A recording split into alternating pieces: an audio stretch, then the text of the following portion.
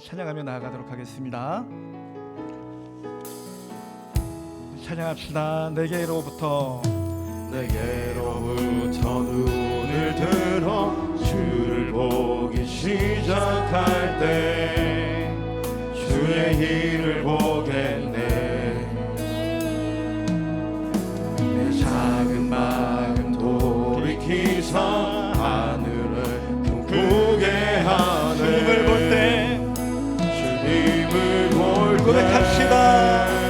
모든 시선을 주님께 드리고 전능하신 하나님을 느낄 때 세상은 주의 나라가 되고 하나님이 일하기 시작. 처음부터 다시 한번 찬양합시다. 내게로부터 눈을 들어 주를 보기 시작할 때 주의 일을 보게 돼. 내 작은 마음 돌이키사 하늘에 꿈꾸게 하네. 주님을 볼 때 주님을 볼 때 믿음으로 고백합시다.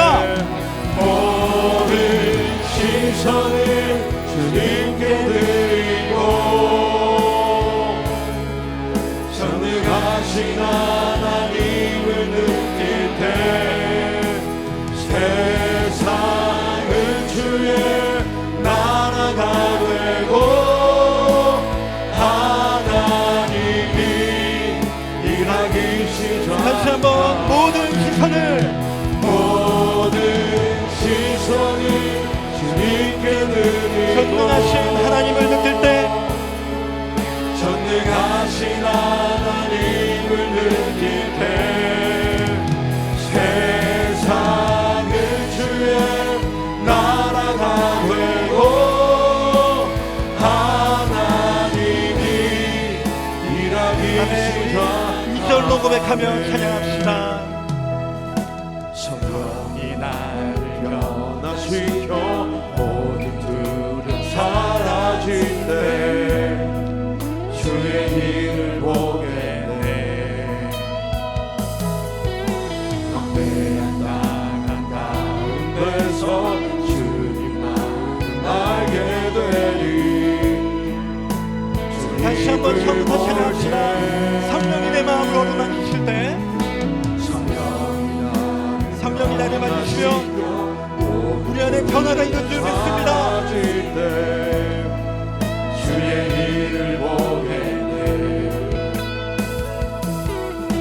헛되한 땅 가운데서 주님 나를 알게 돼.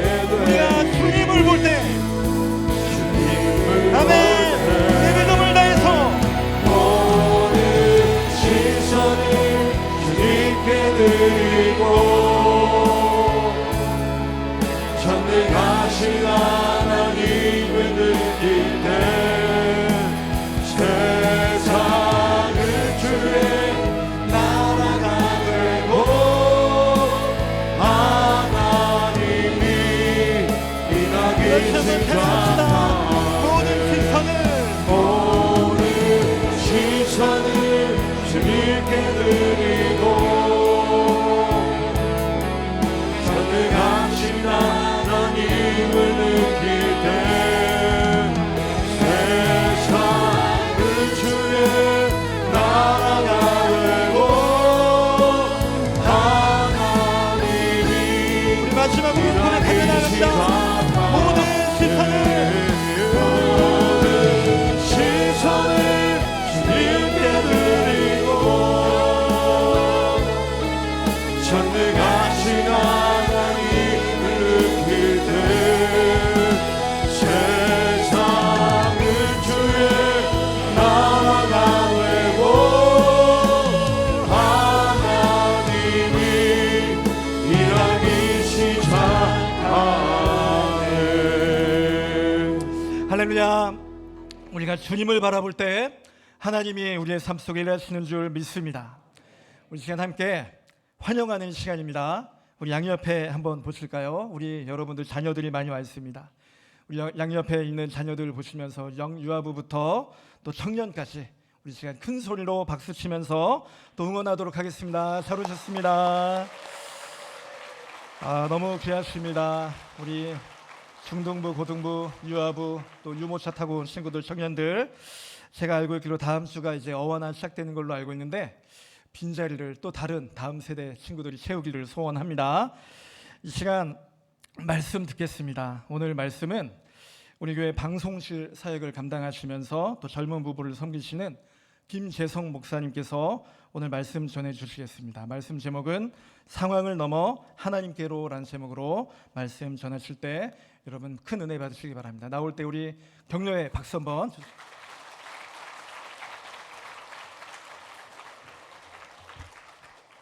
네, 기도하겠습니다. 하나님 감사합니다. 오늘 밤도 우리를 모이게 하시고 주를 예배할 수 있게 하심에 감사를 드립니다. 주님, 이 자리 가운데 정말 지치고 힘든 몸을 이끌고 나온 이들 있습니다. 주의 은혜를 사모하며 마음의 짐을 주께 내어놓기 위해 나온 이들 있습니다.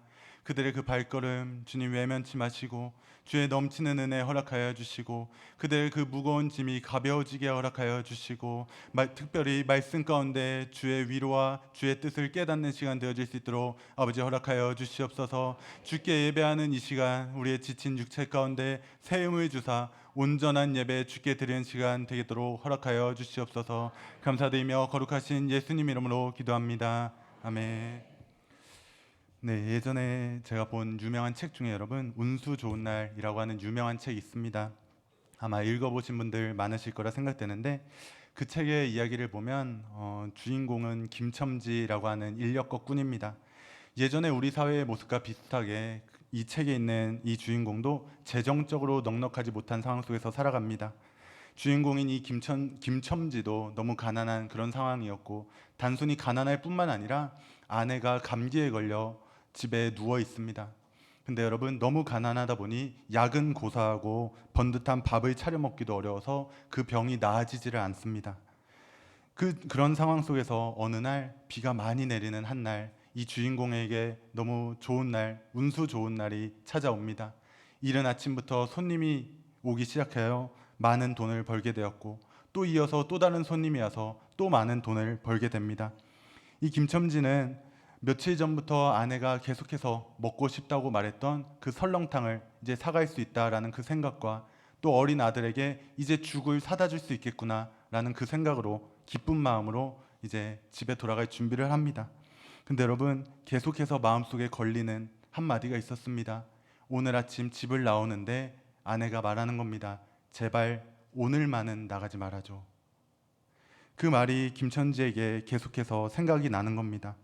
그렇지만 너무 많은 돈을 벌었고 또 아내에게 설렁탕도 사다 줄 수 있으니 기쁜 마음으로 또 술도 한 잔 마시고 이제 집으로 설렁탕과 죽을 들고 들어가는 겁니다. 그렇게 집으로 돌아간 김첨지는 그 설렁탕을 아내에게 주고자 하는 그 들뜬 마음으로 집을 들어갑니다. 근데 여러분 집에 들어갔을 땐 이미 몸이 뻣뻣하게 굳어있는 아내를 발견합니다. 그리고 나서 아내의 그 얼굴을 비비며 아내에게 이렇게 중얼거립니다. 설렁탕을 사다 놓았는데 왜 먹지를 못하니? 왜 먹지를 못하니? 괴상하게도 오늘은 운수가 좋더니만. 여러분 이 결말을 보면 우리는 이 김첨지라고 하는 이 사람의 이 오늘 하루가 그다지 행복한 날이 아니라는 걸 알 수 있습니다.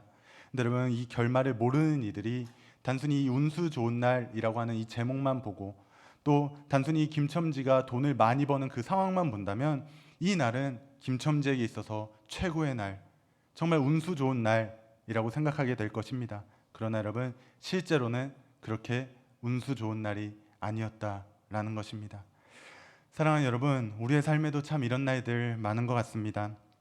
일이 너무 잘 돼서 하나님이 드디어 나에게 복을 주시나 보다 라는 생각을 하려고 하는데 그 복이 다 사라지는 것만 같은, 그래서 하나님의 축복이 아니었나 보다 그렇게 생각하는 날들 있는 것 같습니다. 그때 우리가 우리에게 닥친 일들을 하나님의 축복인가 아닌가를 그 판별하는 기준은 우리의 눈에 보이는 복이라고 하는 개념입니다. 눈에 보이는 일들로 하나님의 축복인가 아닌가를 우리는 판단하는 것입니다. 우리 인생에 좋은 일이 생기면 그것은 축복이고, 우리 인생에 좋은 일이 생기지 않으면 그건 하나님의 축복이 아니라 벌까지도 될 수 있다 생각하는 게 우리의 그런 신앙의 일부분인 것 같습니다. 사랑하는 여러분, 근데 정말 그렇습니까? 우리의 삶에 좋은 일이 있으면 하나님의 축복이고, 우리의 삶에 조금 좋은 일이 없으면 하나님의 축복이 아닌 게 정말 맞습니까? 우리 오늘 본문을 같이 살펴보면서 이런 고민들에 대해, 이런 질문들에 대해 같이 생각해 봤으면 좋겠습니다. 오늘 본문은 룻기 1장 1절부터 14절까지 말씀을 같이 살펴보려 합니다. 유명한 말씀입니다. 사사들이 치리하던 때에 한 가족의 스토리를 기록하고 있습니다. 엘리멜렉이라고 하는 그 가족, 엘리멜렉과 아내와 두 아들이 살고 있었습니다. 그들이 하나님의 땅에 살고 있습니다. 근데 그곳에 양식이 없습니다. 그래서 모압이라고 하는 곳에 갑니다. 그곳에서 남편이자 아버지인 엘리멜렉이 죽게 됩니다. 그리고 두 아들은 그 지역에 있는 여자와 결혼을 합니다. 그리고 10년쯤 지난 뒤에 그 아들들도 죽게 됩니다. 결국 어머니 나오미와 두 며느리 룻과 오르바만 남게 되는 겁니다. 그런 상황 속에서 이 어머니 나오미는 자신이 떠나왔던 그 원래의 고향에 하나님이 양식을 주셨다는 소식을 듣습니다. 그리고 그 양식을 쫓아 다시 고향으로 돌아갑니다. 가는 길에 며느리들에게 말합니다. 나를 따라와 봐야 너희에게 먹을 것, 너희에게 좋을 것 하나도 없다. 그러니 너희의 부모에게로 돌아가라. 그 말에 오르바라고 하는 며느리는 돌아가고 룻이라고 하는 며느리는 끝까지 나오미를 따라왔다라고 하는 게 오늘 본문 말씀입니다. 여러분, 오늘 본문을 이해하기 위해서는 한 가지 배경을 우리가 좀 알아야 됩니다. 사사들이 치리하던 때에, 여러분, 사사들이 치리하던 그때가 언제입니까? 이스라엘의 역사를 보면 이스라엘 사람들이 애굽에서 종으로 살아갑니다. 400년 동안 그들을 하나님이 돌보시고 모세라고 하는 지도자를 통해 애굽에서 데리고 나옵니다. 근데 여러분, 아무리 종이었지만 이스라엘 백성들은 애굽이라고 하는 땅에서 살고 있었습니다. 그러면 그 땅을 나온 이스라엘 백성들은 이제 살아가야 할 땅이 필요한 겁니다. 그래서 하나님이 그들을 데리고 갑니다. 하나님의 약속의 땅으로, 가나안이라고 하는 땅으로. 그러나 그 길 가운데 이스라엘 사람들이 하나님을 믿지 못합니다. 불순종과 불만이 가득한 삶. 그래서 성인들 가운데 여호수아와 갈렙을 제외하고는 아무도 들어가지 못하는 겁니다. 그래서 여호수아와 갈렙, 그리고 출애굽을 했던 어린 자녀들, 그 어린 자녀들이 장성한 후에 성인이 되어서야 그 땅에 들어가는 겁니다. 그 땅에 들어가서 그 가나안 땅에서 그들이 살게 됩니다. 그 땅에 원래 살고 있었던 민족들과 전쟁을 하며 그 땅을 차지해가며 그 땅에서 살아가는 겁니다. 그들의 지도자였던 여호수아가 있을 때 계속 전쟁을 합니다. 근데 여러분, 그 땅을 다 점령하지 못하는 겁니다. 여호수아가 먼저 이 땅을 떠나게 됩니다. 그 후에는 제사장들을 쫓아 땅을 점령해 나갑니다. 근데 여러분, 시간이 흐르다 보니 전쟁을 하지 않게 됩니다. 그 땅에 살고 있던 사람들과 함께 어울려 사는 겁니다. 함께 어울려 살면서 이스라엘 백성들의 마음 가운데 이제는 하나님의 뜻이 아니라 우리의 뜻대로 살자 하는 마음이 들어오기 시작하는 겁니다. 그게 바로 사사기 21장 25절에 나오는 말씀이었습니다. 그때 이스라엘의 왕이 없으므로 사람이 각기 자기의 소견에 옳은 대로 행하였더라. 애굽에서 모세를 통해 구원받은 이스라엘 백성들, 여호수아와 갈렙과 함께 가나안 땅에 들어간 이스라엘의 2세대들, 가나안 땅의 백성들과 전쟁을 통해 그 땅을 점령했던 이스라엘, 그러나 전쟁을 그만두고 가나안 땅에 원래 살던 민족들과 함께 더불어 살게 된 이스라엘 민족들이었던 겁니다. 근데 여러분, 하나님께서 가나안 땅에 들어갈 때 한 가지 명령하셨습니다. 그 땅의 모든 민족을 진멸하라. 다 없애라는 겁니다. 근데 이스라엘 백성들이 그 땅의 민족을 없애는 게 아니라 같이 살게 됩니다. 같이 살다 보니 여러분, 무슨 일이 생깁니까? 그 땅의 민족들이 원래 섬기고 있었던 신들을 이스라엘 백성들이 섬기게 되는 겁니다. 하나님을 버리고 그 신을 섬기는 겁니다. 때로는 하나님도 섬기고 그 신도 섬기는 겁니다.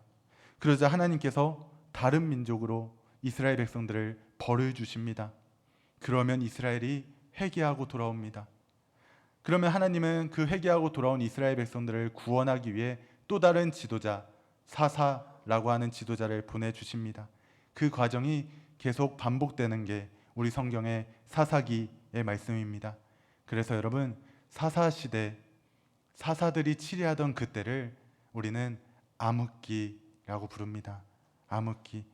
왕이 없어서 자신의 뜻대로 살았던 시대, 이스라엘 백성들이 자신의 소견대로 행했던 시대, 왕이 없었다라는 말은 여러분 정말로 왕이 없었던 그런 시대이기도 하고 왕으로 섬기는 하나님을 섬기지 않았던 그 시대이기도 합니다. 그 시대에서 여러분 오늘 본문의 사건이 일어납니다. 왕이 없었던 시대, 하나님을 섬기지 않았던 시대, 영적으로 너무 어두웠던 시대, 암흑기라 불렸던 시대, 그 시대 속에 오늘 본문이 벌어지는 겁니다. 그래서 여러분 오늘 본문을 보시면 얼마나 어두웠는가. 오늘 본문 1절에 여러분 그 땅에 흉년이 들고 유다 베들레헴의 한 가족이 모압 지방으로 갔다 말합니다. 여러분 유다 베들레헴은 하나님이 약속한 그 땅입니다. 하나님이 이스라엘 백성들에게 준 땅입니다. 근데 여러분 하나님이 준 땅에 살고 있는데 하나님이 준 땅에 먹을 게 없다는 겁니다. 더군다나 단순히 하나님이 준 땅에 먹을 게 없는 것만이 아니라 그 일이 사사시대, 그 암흑시대에 일어났고 특별히 베들레헴이라는 데서 일어난 겁니다. 여러분 베들레헴, 여러분 그 이름이 무슨 뜻입니까? 구약 성경이 원래 쓰여진 언어인 히브리어로 베이트와 레헴이 합쳐진 말, 떡집이라고 하는 말입니다. 그 떡집에 떡이 하나도 없는 겁니다. 이 모든 상황들이 룻기에서 밝혀주는 한 가지는 영적으로 너무 어두웠다, 하나님이 없는 것만 같은 그런 시대였다라는 겁니다. 그 어두운 시대 속에서 이 엘리멜렉 가족이 어떻게 살아가는가를 보여주는 겁니다. 거기에 또 한 가지, 여러분 이 엘리멜렉 가족이 너무 쉽게 모압 지방으로 갑니다. 여러분 우리가 읽지 않았지만 룻기 1장 4절 보면 그들의 아들들이 그 모압 지방의 여자들을 아내로 맞이했다라고 말하는 겁니다. 여러분 하나님의 백성이, 하나님의 민족이 자신들에게 하나님이 주신 그 땅에 먹을 게 없습니다. 그래서 먹을 게 있는 우상을 예배하는 땅으로 그냥 떠나버리는 겁니다. 우상을 예배하는 땅으로 떠난 것만이 아니라 그 땅에 가서 그 땅에 있는 여자들과 결혼을 하고 함께 지내는 겁니다. 근데 그 민족이 모압입니다. 여러분 모압이 어떤 민족인지 아십니까? 신명기 23장 3절에 이렇게 말씀합니다. 암몬 사람과 모압 사람은 여호와의 총회에 들어오지 못하리니 그들에게 속한 자는 10대뿐 아니라 영원히 여호와의 총회에 들어오지 못하리라. 암몬 사람과 모압 사람은 여호와의 총회에 영원히 들어오지 못한다. 여러분 그 모압 사람들입니다. 하나님 백성들의 모임에 절대로 들어와서는 안 되는 암몬 사람과 모압 사람. 근데 그 모압 사람이 있는 그 지역으로 이 하나님의 백성들인 엘리멜렉이 가서 사는 겁니다. 사는 것만이 아니라 그 땅의 그 여자들과 결혼까지 하는 겁니다. 이 모습들이 이스라엘의 지금 영적으로 얼마나 어두운 상황 가운데 있는가를 너무 분명하게 보여주고 있는 그런 상황인 겁니다. 그런 상황 속에서 여러분 그 집의 남자들이 다 죽습니다. 아버지 엘리멜렉도, 두 아들도 다 죽고 어머니 나오미와 두 며느리 오르바와 룻만 남아있는 겁니다. 여러분 사사들이 치리하던 때 이스라엘의 흉년이, 베들레헴의 흉년이 들었습니다. 엘리멜렉 가족이 너무 쉽게 모압 땅으로 떠나버립니다. 그 모압에 있는 여자들과 결혼을 하는 겁니다. 얼마나 이스라엘이 영적으로 어두워진 상황입니까? 그럼 여러분 이 상황 속에 제가 한 가지 물어보겠습니다. 이 상황 속에서 모압으로 간 이후에 나오미라고 하는 그 여인은 남편이 죽었습니다. 두 아들이 죽었습니다. 그리고 두 며느리 중에 한 며느리는 자신의 집으로 떠나버렸습니다. 이 나오미, 우리가 나오미라고 한다면 여러분 이 상황 속에서 무슨 생각을 하겠습니까? 우리가 나오미라면 우리의 마음 가운데 어떤 마음이 들겠습니까? 여러분 나오미는 이렇게 생각을 했습니다. 룻기 1장 20절입니다. 나오미는 이렇게 생각했습니다. 나오미가 그들에게 이르되 나를 나오미라 부르지 말고 나를 마라라 부르라. 이는 전능자가 나를 심히 괴롭게 하셨음이니라. 여러분, 나오미가 생각한 겁니다. 하나님이 나를 괴롭게 했다. 하나님이 나에게 지금 벌을 주시는 거다라는 생각을 한 겁니다. 이게 나오미의 생각이었습니다, 여러분. 근데 여러분도 혹시 이 나오미의 상황, 이 성경에 있는 이 상황을 보면서 그런 비슷한 생각 해보신 적 없습니까? 나오미의 가족이 하나님을 예배해야 되는데 모압 땅으로 가서 그래. 나오미의 가족이 하나님을 예배하는 사람과 결혼을 해야 하는데 모압의 여인과 결혼을 해서 그래.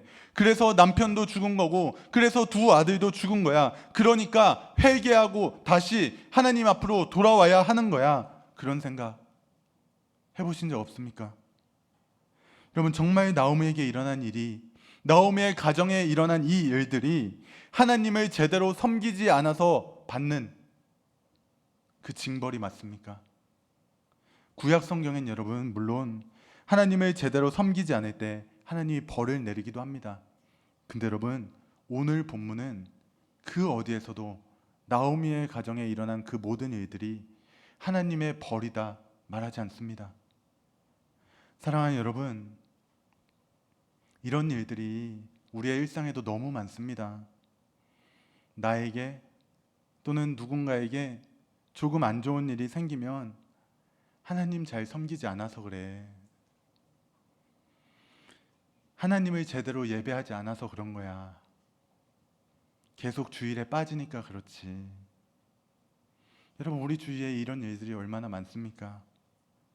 근데 여러분, 정말 하나님의 징벌이 맞습니까? 우리는 너무 쉽게 우리 눈에 보이는 것으로 하나님의 축복인가 하나님의 징벌인가를 판단합니다. 그렇게 나오미에게 일어난 일들이 하나님 앞에 벌 받은 거야, 이렇게 말하는 겁니다. 나오미가 하나님을 제대로 섬기지 않아서, 나오미가 우상을 예배하는 모압 땅으로 가서 그 땅의 여자들과 결혼을 해서 그들에게 그런 일이 일어난 거야 말하는 겁니다. 여러분, 정말 그렇습니까? 여러분, 우리 고등학생들 오늘 와서 앉아 있습니다. 이제 조금 있으면 입시가 찾아옵니다. 듣고 싶지도 않은 단어가 입시라고 하는 단어입니다, 여러분. 근데 그래서 여러분, 곧 교회에서도 어머니 기도대 시작합니다, 여러분. 많이 오셔서 같이 좀 기도해 주시면 좋을 것 같습니다. 여러분, 이 아이들이 마음속에 바라는 건 자신이 원하는 대학, 원하는 과 가는 겁니다. 여러분, 그러면 너무 좋겠는데 어떤 아이들은 정말 그렇게 갑니다. 근데 어떤 아이들은 그렇게 가지 못하는 아이들도 있습니다. 그러면 여러분, 자신이 원하는 곳에 간 아이들은 하나님의 축복받은 아이들이고, 자신이 원하는 곳에 가지 못한 아이들은 하나님의 축복을 못 받은 아이들입니까? 사랑하는 여러분, 우리 사랑하는 우리 다음 세대 여러분, 우리가 눈에 보이는 것으로 하나님의 축복인가 하나님의 징벌인가를 판단한다면 우리는 나오미와 다를 게 하나도 없습니다, 여러분. 나오미의 가정이 모압으로 간 이유가 뭡니까, 여러분? 그곳에 양식이 있으니까. 나오미가 베들레헴으로 다시 돌아오는 이유가 뭡니까, 여러분? 룻기 1장 6절에 말합니다. 여호와께서 자기 백성을 돌보시사 그들에게 양식을 주셨다함을 듣고, 양식 때문에 돌아옵니다. 그 양식이 이 나오미의 모든 판단의 기준입니다. 그 양식. 근데 여러분, 그 판단으로 주변을 보면 삶에 갑자기 어려운 일이 닥친 이들은 다 하나님의 징벌입니다. 그리고 우리 주위에 조금 어렵게 살아가고 있는 모든 이들은 다 제대로 하나님을 섬기지 않는 일이 되어버리는 겁니다. 근데 여러분, 정말 그게 맞습니까? 예전에 제가 한 책을 읽으면서 정말 많이 울었던 적이 있습니다, 여러분. 제가 그 책을 읽으면서 정말 얼마나 몇 번을 울었는지 모르겠습니다. 제가 원래도 잘 울지 않고 여러분, 책을 읽으면서는 더 울지 않습니다, 여러분. 근데 여러분, 그 책을 읽으면서는 너무 많이 울었습니다, 제가. 조금 시간이 지난 책인데 여러분, 그 책이 교회 오빠 이관희라고 하는 책이었습니다. 여러분, 기회가 되시면 꼭 한번 읽어보면 좋을 것 같습니다. 그 책의 내용 간단히 말하면 여러분, 이관희라고 하는 그 주인공입니다. 교회를 다니는 성도. 우여곡절 끝에 기독교인인 이 이관희 씨와 또 다른 기독교인인 여자가 결혼을 합니다. 이 남자는 사회에서도 능력이 뛰어난 회사원, 신앙도 누구보다 독실한 기독교인.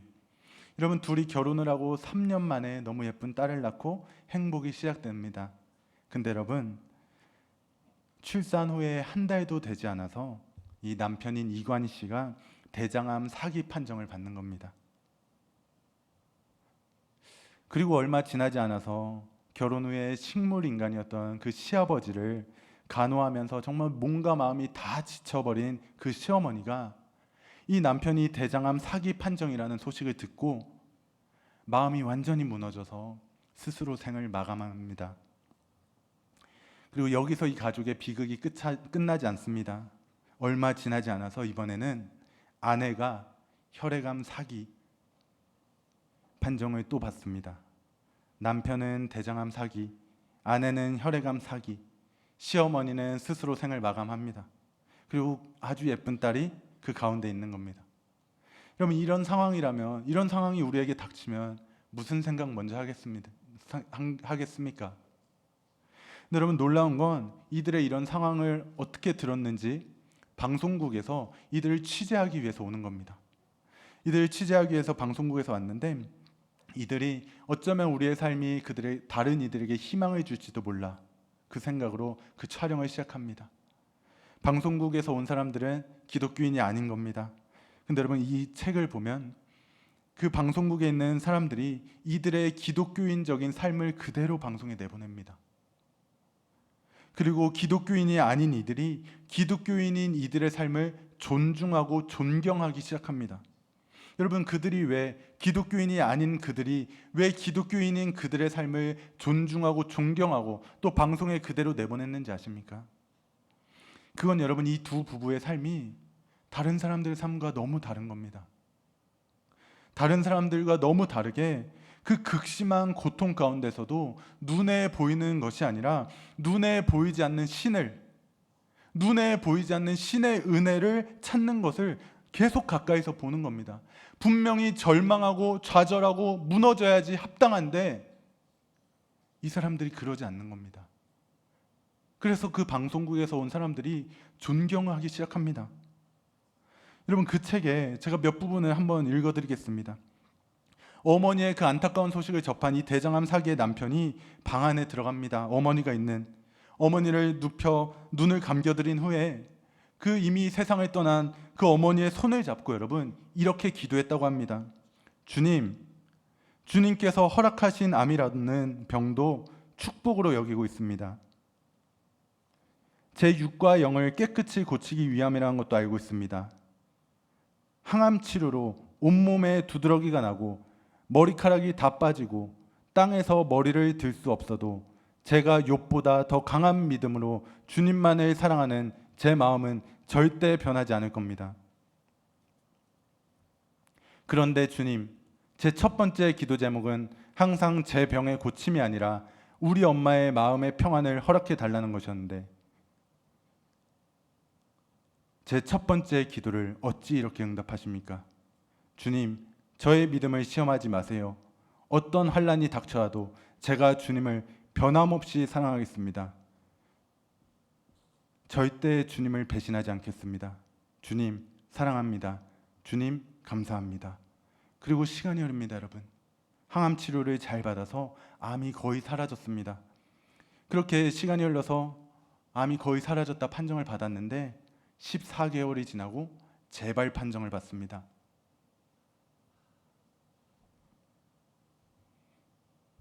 한 모임에서 이렇게 말합니다. 아내랑 이 사건을 또 어떻게 받아들이고 어떻게 해석하고 어떻게 지나보내야 하나. 우리가 살아가면서 겪는 모든 사건들이 하나님께서 허락하신 사건이라 믿으니까 하나님께서 왜 이 사건을 우리에게 허락하셨나 많이 묻고 속상한 마음도 많이 토하고, 왜냐하면 저희는 앞으로 회복하고 그런 모습을 기대했는데 너무나도 저희의 기대와는 다른 상황을 맞이하게 되어서 그런 마음을 토하는 시간을 가졌는데, 결국 그래도 참 감사한 것은 나의 이런 상한 마음을 토할 수 있는 그 하나님이 나의 구원자이시고 나의 피난처가 되신다는 게, 비록 나는 마음이 너무 슬프고 힘들지만 나의 이 슬픔을 받아주시고 위로해 주시는 하나님께서 내 옆에 함께 하신다는 게 참 감사하더라고요. 그리고 나서 이 남편이 여러분 이 책에서 이렇게 말합니다. 고난 때문에 하나님에게 멀어지는 자가 아니라 고난을 통해서 더 하나님께 나아가는 자의 삶을 산다면. 사랑하는 여러분, 이 부부가 보았던 게 무엇이었습니까? 그들의 암이라고 하는 질병이었습니까? 그들의 어머니의 그 안타까운 상황이었습니까? 그들이 바라본 것은 여러분, 어떤 상황과 어떤 순간에도 나와 함께 하시는 하나님이었습니다. 상황과 형편을 본 게 아니라 그 상황과 형편 너머에 계시는 하나님, 이 상황과 형편 속에서조차 나를 감사할 수 있게 만드시는 하나님, 이 상황과 형편조차도 이기고 건너가게 하실 수 있는 하나님, 어떤 상황과 어떤 형편 속에서도 나의 편이 되어주시는 하나님,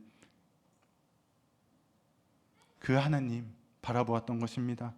그 모든 상황과 형편은 여러분 이들에게 딱 한 가지였습니다. 그들로 하나님을 더 바라보게 만드는 이유, 그들이 본 것은 오직 하나님이었습니다. 오늘 성경 본문에 나오는 나오미에게 왜 이런 비극적인 일이 일어났습니까, 여러분? 모릅니다, 여러분. 그 고난들이 징벌이라 말하지 않습니다. 성경은 그 이유에 대해 알려주지 않습니다. 그러나 여러분, 한 가지, 그 보이는 현상 이면에 하나님이 일하고 계셨고 하나님의 분명한 계획이 있었다라는 것만큼은 성경에서, 오늘 본문에서 말씀해주고 있는 겁니다. 여러분, 오늘 본문은 분명하게 이스라엘이 어두운 상황, 영적으로 흑암기, 그 암흑기에 있는 상황인 것을 보여줍니다. 근데 여러분, 오늘 본문 2절 보면 그 가정에 엘리멜렉을 소개합니다. 뭐라고 소개하냐면 유다 베들레헴 에브라스 사람 엘리멜렉 말합니다. 유다 베들레헴 에브라스 사람. 여러분, 이 말이 무엇을 의미하는지 아십니까? 사무엘상 17장 12절. 여러분, 사무엘상 17장 12절에 이렇게 말합니다. 다윗은 유다 베들레헴 에브라스 사람 이세라 하는 사람의 아들이었는데. 유다 베들레헴 에브라스 사람, 그 사람이 여러분 다윗입니다. 무슨 말입니까? 룻기 마지막 4장 22절 이렇게 마칩니다. 오벳은 이세를 낳고 이세는 다윗을 낳았더라. 이 엘리멜렉을 통하여 다윗이 태어난다라는 것을 알려주고 싶은 겁니다. 여러분, 어둡고 힘든 상황 가운데 있는 이들, 이유는 알 수 없지만 괴로운 가운데 있었던 이 나오미, 그러나 그 어떤 상황이든 어떤 환경이든 그곳에 하나님이 계셨고 하나님의 분명한 계획 속에 그들이 걸어가고 있다는 것을 알려주고 싶은 겁니다. 이 나오미의 상황이 너무 처참해 보였지만 그 상황에 하나님은 여전히 함께하고 계셨고 여전히 하나님은 계획하고 계셨고, 그래서 그 나오미를 통해 다윗을 나게 하실 거야. 그 다윗을 통해 그리스도가 나실 거야. 영원한 구원자이시고 영원한 위로자이신 그 그리스도가 그 처참한 상황 속에 있는 나오미를 통해 태어날 거야. 나오미의 지금 상황은 징벌이 아니라 하나님의 계획 속에 있는 한 장면일 뿐이야 알려주는 것입니다. 그래서 여러분, 룻기가 사사기와 사무엘상 사이에 있습니다. 영적 암흑 시대엔 왕이 없었던 그 사사기, 그리고 다윗 왕이 등장하는 그 사무엘, 그 사이에 룻기가 들어 있습니다. 다윗 왕의 등장을, 다윗 왕을 통해 태어날 그리스도를 소개해주고 싶은 겁니다. 사랑하는 여러분, 나오미의 삶만 본다면, 이스라엘의 상황만 보면 비극 같습니다. 그러나 여러분, 그 상황 속에서도 그 가운데에 계신 하나님을 본다면, 그리고 그 상황 속에서도 여전히 하나님을 신뢰할 수 있다면 그리고 우리를 위한 진정한 위로자, 진정한 구원자이신 그리스도를 떠올릴 수 있다면 우리의 모든 상황은 비극이 아니라 축복의 길이 되는 것입니다. 여러분, 왜 축복의 길이 됩니까? 그리스도가 이미 우리를 구원해 주셨고 그 영광스러운 주의 나라가 우리의 구원의 완성의 날에 우리에게 이미 보장되어 있기 때문입니다. 그래서 현재가 아니라 그날을 소망하기 때문에 우리에게 위로이고 힘이고 축복이 되는 것입니다. 사랑하는 여러분, 지금 현재의 상황, 눈에 보이는 상황 하나하나에 포기하고 좌절하고 절망하며 그렇게 살아가는 그런 삶이 아니라 그 어떤 상황 속에서도 나와 함께 하시는 하나님, 그리고 우리의 영원하고 진정한 위로자, 구원자이신 예수 그리스도를 바라볼 수 있는 우리의 삶이 되기를 정말 소원합니다. 여러분, 그리스도의 그 축복의 길 가운데 그 우리에게 찾아오는 작은 어려움들은 그 축복의 길로 가는 하나의 과정일 뿐입니다. 우리에게는 분명한 그 축복의 완성의 길 찾아올 것입니다. 그러니 여러분, 그 그리스도로 인해 어떤 상황 속에서도 어떤 형편과 어떤 환경 속에서도 소망을 가지고 살아갈 수 있는, 상황 앞에 좌절하는 삶이 아니라 그 상황을 넘어 하나님께로 나아갈 수 있는 그런 저와 여러분 되길 간절히 소원합니다. 기도하겠습니다. 하나님, 감사합니다. 이 시간 주 앞에 나와 예배할 수 있게 하심에 감사합니다. 하나님, 하루하루 살아가고 하루하루 견뎌내는 것이 얼마나 힘들고 어려운지요. 하루하루 지내며 하루하루 견뎌내는 것이 참 쉽지 않은 것이 우리의 삶입니다. 그러나 여러분, 그러나 하나님, 그러한 상황과 그러한 형편 속에서도 그 상황과 형편이 아니라 주를 바라볼 수 있는 우리의 삶이 되게 하여 주시옵소서. 우리를 축복의 길로 끝까지 이끌고 가실, 우리를 분명한 하나님의 계획 속에 두고 계신, 우리를